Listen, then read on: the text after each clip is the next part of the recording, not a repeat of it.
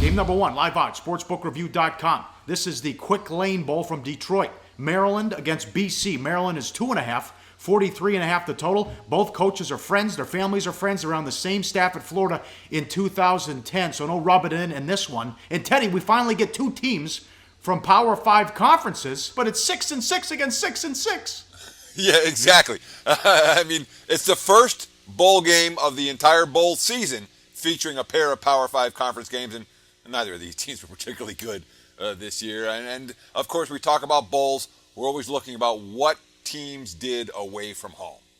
Maryland, well, they had 2 wins away from home all year. One of them came versus Florida International, and that was a debacle game for the Panthers. A ton of special teams mistakes, and the Terps ran them out well before halftime. The other one came in overtime at UCF, and I remember that game. I was on Maryland that day, and they were not the better of the two teams that day. Maryland got the win. They did not get the money in that contest, and it showed me right then and there that UCF could play football. But when you look at UCF's bowl performance, that was rather uninspiring. You look at the other Maryland wins, where they got Howard University, Rutgers, Purdue, and Sparty, when Sparty was at their absolute worst. So it hasn't exactly been a banner season for the Terps, but they do have their quarterback, Perry Hill's healthy. He's been in and out of the lineup all year.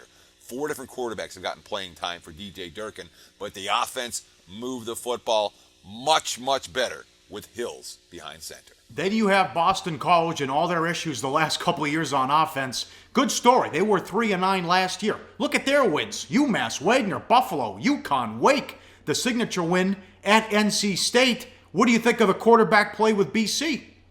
Well, let's see. You got Patrick Tolles. He was awful at Kentucky for multiple seasons, and he was awful this year in Boston College. You know, a guy who came out of high school with highly regarded, had never lived up to expectations. For the season, 51% completion, 6.3 yards per attempt, only 10 touchdown passes. You know, head coach Steve Adagio, quote, "Our program is built on playing defense, running the football, scoring in the red zone. You know, don't turn the ball over, time of possession." It's not built on throwing the football downfield. And BC has not been a team that's been even close to being capable of coming from behind. Adagio talking about his offense coordinator.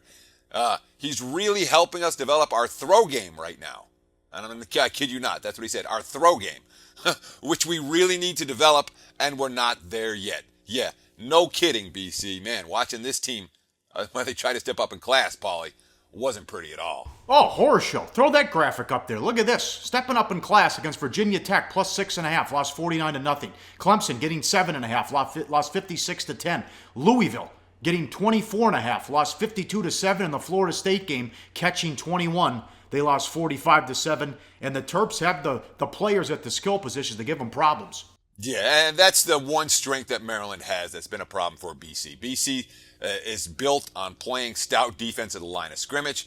Terps have been a decent running team this year, but they do have the potential for a downfield passing game. That's what BC has struggled to defend. We'll get back to this game when it comes to play of the day. Go to SBRodds.com. Browse, compare, and shop live odds available at top online sportsbooks.